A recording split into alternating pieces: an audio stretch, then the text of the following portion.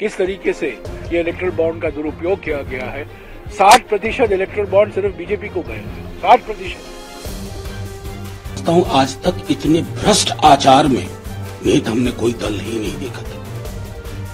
ED red मारती है और उसके चंद घंटों के बाद इलेक्ट्रल बॉन्ड खरीदे जाते हैं। ये कोरिलेशन देखिए, स्पष्ट हो गया कि इन्होंने भ्रष्टाचार की इंतहा कर दी। देखिए, मैं उस पर अभी एक विश्लेषण मैंने किया है, अगले 10-15 मिनट में निकलवा रहा हूं, आपको सारी जानकारी मिल जाएगी किस तरीके से ये इलेक्ट्रल बॉन्ड का दुरुपयोग किया गया है। 60% इलेक्ट्रल बॉन्ड सिर्फ बीजेपी को गए हैं, 60%, 60% बीजेपी को गया है। और मैंने दिखाया है इस विश्लेषण के द्वारा कि किस तरह से ईडी, सीबीआई, इनकम टैक्स का दुरुपयोग किया है, और जिन्होंने चंदा दिया है उनको कहां से कॉन्ट्रैक्ट मिले हैं, हाईवे के कॉन्ट्रैक्ट मिले हैं, टनल के धंधे मिले हैं, और कोई प्रोजेक्ट मिला है।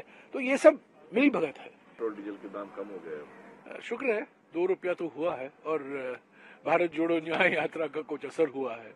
और राहुल जी जो बार बार कह रहे हैं कि महंगाई की वजह से लोग त्रस्त हैं और करोड़ों परिवार परेशान हैं, कुछ तो सुनवाई हुई है उनकी। कल किसानों की महापंचायत भी हुई दिल्ली में, मजबूरी में प्रधानमंत्री को उनको अनुमति देनी पड़ी।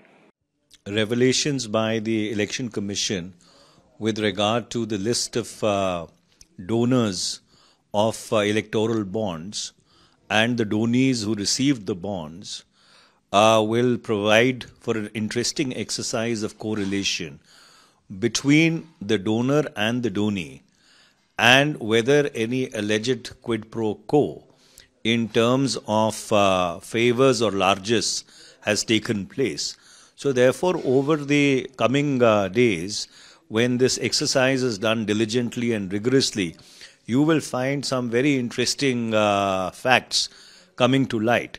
However, most important is that those unknown donors or mysterious donors who are hiding behind electoral trusts or shell companies, the Supreme Court must direct that the corporate veil of these shell companies or electoral trusts must be lifted in order to determine as to who the true donor or the true purchaser of these bonds are and to whom these bonds have gone.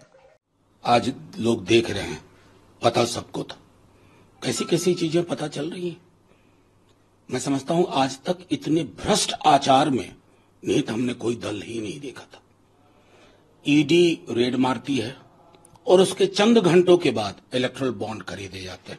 ये correlation देखिए, ये correlation लोकतंत्र को मृतक कर रहा है, उसकी हत्या कर रहा है। एक पाकिस्तान की कंपनी है, पुलवामा के ठीक बाद बॉन्ड खरीदे जाते हैं। तो जाहिर तौर पर यह तो स्पष्ट हो गया कि इन्होंने भ्रष्टाचार की इंतहा कर दी। आज धीरे धीरे हर एक मामला सामने आ रहा है। इधर रेड मारो, दबिश करो, उधर बॉन्ड खरीदवाओ। और बॉन्ड किसको जाएगा? विश्व की सबसे तथाकथित बड़ी और धनी पार्टी को। तो प्रधानमंत्री जी, न खाऊंगा न खाने दूंगा कि ये परिभाषा आपने बड़ी उत्तम कर ली है। खाऊंगा भी, खाने भी दूंगा और ढक करके भी रखने की कोशिश करूंगा।